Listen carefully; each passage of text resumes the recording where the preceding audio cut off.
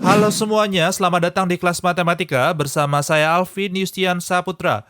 Apa kabar kalian semua? Saya harap kalian semua dalam kondisi yang baik-baik saja dan sehat-sehat saja.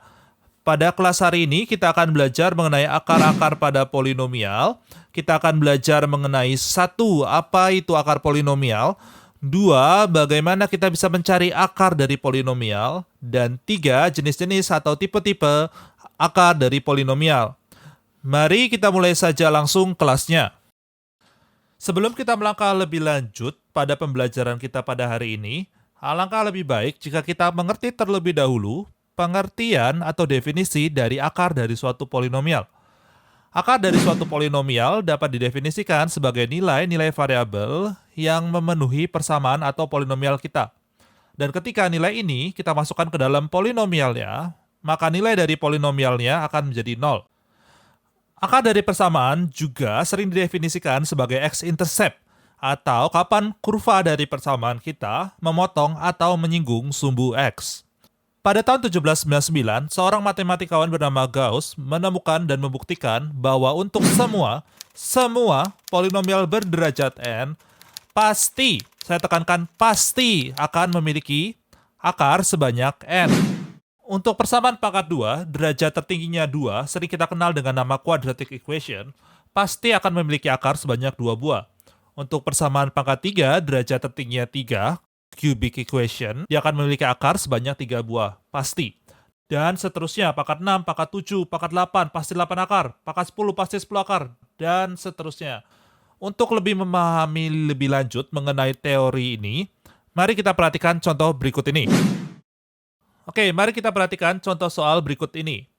Saya misalkan memiliki persamaan Y sama dengan 2x kuadrat plus 2x minus 12. Kita ingin mencari akar dari persamaan saya. Maka seperti tadi sudah kita pelajari, untuk mencari akar, nilai Y di sini harus menjadi 0. Setelah dia menjadi 0, maka kita bisa mencari X-nya. Ada beberapa cara yang bisa kita lakukan untuk mencari akar dari persamaan kita. Cara pertama adalah dengan menggunakan grafiknya. Tadi kita sudah pelajari juga bahwa akar adalah x-intercept. Maka saya akan tampilkan grafik dari persamaan saya di sebelah kanan saya. Bisakah kalian menentukan akar-akar dari persamaan saya menggunakan grafik di sebelah kanan saya?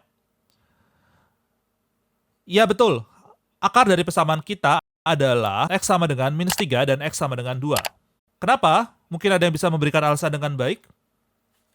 Ya tepat. Karena ketika x sama dengan minus 3 dan x sama dengan 2, nilai dari kurva kita 0, ya kan? Kalian bisa lihat kurva kita memotong sumbu x atau x-intercept dari kurva kita adalah x sama dengan minus 3 dan x sama dengan 2, ya kan? Oleh karena itu dapat dikatakan bahwa persamaan kita memiliki akar, yaitu x sama dengan minus 3 dan x sama dengan 2. Persamaannya berderajat 2, pangkat 2, dia memiliki 2 buah akar. Cara lain jika kalian tidak bisa menggambarnya atau kita tidak punya gambarnya adalah dengan menggunakan coba-coba. Kalian sudah pelajari cara coba-coba ini, saya yakin kalian sudah bisa ya. Maka kita lanjut saja ke dalam cara yang ketiga, yaitu dengan menggunakan rumus yang kita sering kenal dengan rumus kecap. Mungkin di antara kalian masih ingat rumus kecap atau tanda kutip rumus ABC? Ya betul, rumusnya adalah x sama dengan minus b plus minus akar b kuadrat minus 4ac per 2a. Rumus ini begitu luar biasa, karena untuk semua persamaan kuadrat, kita tinggal lihat nilai ABC-nya, kita masukkan ke dalam rumus ini, maka kita akan mendapatkan akarnya. Cepat sekali dan mudah sekali. Mau akarnya koma, akarnya bulat, akarnya apapun itu, dengan menggunakan rumus ini, pasti ketemu untuk persamaan kuadrat, sangat-sangat mudah. Coba kita gunakan cara ini ya, kita gunakan rumus ini untuk menyelesaikan persamaan kita. Di sini kalian bisa lihat bahwa nilai A-nya adalah 2, nilai B-nya adalah 2, dan nilai C-nya adalah minus 12. Maka kita masukkan terlebih dahulu minus B, B-nya kita masukkan 2 di sini. Setelah itu kita masukkan A-nya sama dengan 2. Setelah itu kita masukkan C-nya sama dengan minus 12. Setelah itu mari kita hitung. Setelah kita hitung kita akan dapatkan nilai X sama dengan minus 2 plus minus akar 100 per 4. Kita bisa hitung di sini, kita akan dapatkan nilai X1-nya adalah X minus 3 dan X2-nya adalah 2. Kalian bisa perhatikan juga dengan menggunakan rumus dan menggunakan grafik, hasilnya sama, yaitu minus 3 dan 2. Maka terbukti untuk persamaan kita, akarnya adalah minus 3 dan 2. Tunggu dulu Pak. Kalau misalkan saya punya Y sama dengan X kuadrat plus 4, kalau kita lihat grafiknya ini kan nggak pernah memotong sumbu X Pak. Berarti dia tidak memiliki akar Pak. Nah sedangkan tadi Bapak bilang kalau dia persamaan kuadrat harus punya dua akar. Nah ini jelas-jelas tidak pernah memotong sumbu X. Berarti kan nggak punya akar. Berarti salah dong teorinya Gauss tadi Pak. Ya nggak Pak?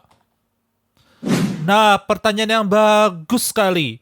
Mungkin ada di antara kalian juga yang bertanya sama dengan cloningan saya tadi. Kalau misalkan X kuadrat plus 4, kita sudah lihat grafiknya, itu kan nggak memotong sumbu X. Ya nggak? Berarti nggak punya akar dong kalau seperti itu. Salah. X kuadrat plus 4 juga memiliki dua akar, sesuai dengan teorinya Gauss tadi. Karena polinomial berderajat n pasti akan memiliki n buah akar. Nah, untuk menjelaskan akarnya di mana, kan dia nggak motong sumbu X nih. Akarnya yang mana kalau gitu? Untuk menjelaskannya, mari perhatikan penjelasan saya berikut ini. Untuk menyelesaikan permasalahan yang tadi, kita perlu melihat sejarah dari bilangan itu sendiri.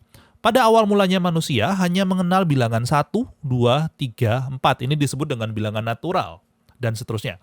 Tetapi, seiring dengan perkembangannya manusia, didapatkan bahwa bilangan natural ini tidak mencukupi. Manusia juga memerlukan bilangan pecahan, bilangan akar, bilangan nol, dan bilangan negatif. Akhirnya inilah yang kita kenal sekarang sebagai garis bilangan, atau kita sebut dengan bilangan satu dimensi atau bilangan real. Pada abad 17, seorang matematikawan bernama René Descartes atau Renatus Cartesius, penemu bidang Cartesius, menemukan bahwa sistem bilangan ini tidak sempurna. Ternyata ada bilangan lain yang berada pada dimensi yang berbeda dari garis bilangan ini. Dimensi yang berbeda ini kemudian dikenal sebagai dimensi kedua garis bilangan atau dimensi imajiner. Dimensi imajiner ini berbicara mengenai atas bawah. Kalau bilangan real, dimensi real adalah kanan-kiri, 1, 2, 3, 4, negatif 1, 2, 3, 4. Pada dimensi imajiner ini, bilangannya akan menjadi 1 imajiner, 2 imajiner, dan seterusnya. Yang di bawah adalah negatif 1 imajiner, negatif 2 imajiner, dan seterusnya. Kita sudah mengerti bahwa sekarang ada loh bilangan lain selain bilangan real yang tadi kita sebut dengan bilangan imajiner, bilangan yang berada pada sumbu atau dimensi lain dari garis bilangan. Sekarang kalau kita melihat diagram Cartesius merupakan bidang dua dimensi, ada X, ada Y, ada horizontal, ada vertikal, di mana isi X dan Y, seluruh angka pada X dan Y merupakan bilangan real. Nah, karena tadi kita lihat ada satu bilangan tambahan yang tadi disebut dengan bilangan imajiner, maka kita memerlukan sumbu tambahan untuk meletakkan bilangan imajiner ini pada diagram Cartesius. Maka kita gunakanlah sumbu ketiga atau dimensi ketiga dari diagram Cartesius yang kita sebut dengan dimensi atau sumbu imajiner. Kalau kita lihat gambar ini memang secara sekilas, kurva kita tidak memotong sumbu X, tetapi ini hanya karena kita melihat permasalahan ini dari sudut pandang dua dimensi. Yang perlu kita lakukan hanyalah memperluas sudut pandang kita. Karena di sini kita sudah punya dimensi ketiga, sumbu ketiga, maka kita bisa melihat permasalahan ini dari sudut pandang tiga dimensi. Jika saya nyalakan tiga dimensi di sini, kalian bisa perhatikan, bisa melihat bahwa ternyata kurva kita ya sama-sama memotong sumbu X. Yang membedakan dia memotong sumbu X-nya pada sumbu imajiner. Kalian bisa perhatikan ketika nilai X-nya adalah 2 imajiner dan negatif 2 imajiner, maka di sini kurva kita nilainya adalah 0, Y-nya 0 ketika dia 2 imajiner dan negatif 2 imajiner, kalian bisa lihat Y-nya adalah 0. Maka 2 imajiner dan negatif 2 imajiner merupakan akar dari X kuadrat plus 4. Nah, karena dia berada pada sumbu imajiner, ini yang kita sebut dengan akar-akar imajiner. Jadi teorinya Gauss terbukti bahwa untuk persamaan kuadrat, dia akan memiliki dua akar. Entah itu akar real atau akar imajiner. Tapi yang pasti dia akan memiliki dua buah akar. Dalam kasus kita ini, akarnya dua-duanya adalah akar imajiner. Nah, pertanyaan berikut yang sering muncul adalah bagaimana ketika kita tidak punya software, tidak punya alat bantu untuk membantu kita mencari akar imajiner dari suatu persamaan. Jawabannya mudah sekali, kita bisa menggunakan rumus ABC yang tadi telah kita pelajari. Karena tadi saya katakan bahwa rumus ABC ini sangat berguna. Rumus ABC ini bisa kita gunakan untuk semua jenis persamaan kuadrat. Mari saya tampilkan kembali rumus ABC di samping saya dan mari kita coba bersama-sama. Pada soal kita di sini, A-nya adalah 1, B-nya adalah 0, C-nya adalah 4. Ketika kita masukkan ke dalam rumus ABC-nya, akan dapatkan X sama dengan 0 plus minus akar negatif 16 per 2. Nah loh Pak, ada akar negatif Pak. Kan akar itu nggak boleh negatif Pak. Berarti ini nggak bisa dihitung, karena akar negatif ini nggak bisa dihitung. Berarti ini nggak punya akar dong Pak. Nah, pertanyaan yang bagus lagi. Pak, kan akar kuadrat nggak boleh negatif, Pak. Jadi ini akar negatif 16 ini nggak bisa dihitung. Karena dia kan akar negatif. Oh, tunggu dulu. Siapa yang bilang akar kuadrat nggak boleh negatif? Ada kok akar kuadrat negatif. Akar kuadrat negatif itu bisa dihitung kok. Mari perhatikan penjelasan saya berikut ini. Akar negatif 16 ini dapat kita tulis sebagai akar 16 dikalikan dengan akar negatif 1. Akar 16 adalah 4, dan akar negatif 1 inilah yang tadi kita sebut-sebut sebagai bilangan imajiner. Jadi bilangan imajiner akan sama dengan akar negatif 1. Maka akar negatif 1 di sini dapat kita ganti dengan huruf I untuk menandakan bilangan imajiner. Nah, dari sini kita tinggal substitusi akar negatif 16, berarti bisa kita katakan nilainya adalah 4 imajiner. Maka kita dapatkan di sini X1-nya adalah 2 imajiner dan X2-nya adalah negatif 2 imajiner. Sesuai dengan gambar yang kita dapatkan. Oke, terima kasih telah join kelas matematika pada hari ini. Semoga kalian bisa paham materi kita hari ini mengenai apa itu akar, bagaimana kita bisa mencari akar, dan jenis-jenis akar, yaitu akar real dan akar imajiner. Sampai berjumpa pada kelas yang akan datang. Tuhan memberkati kalian semua. Goodbye and see you later.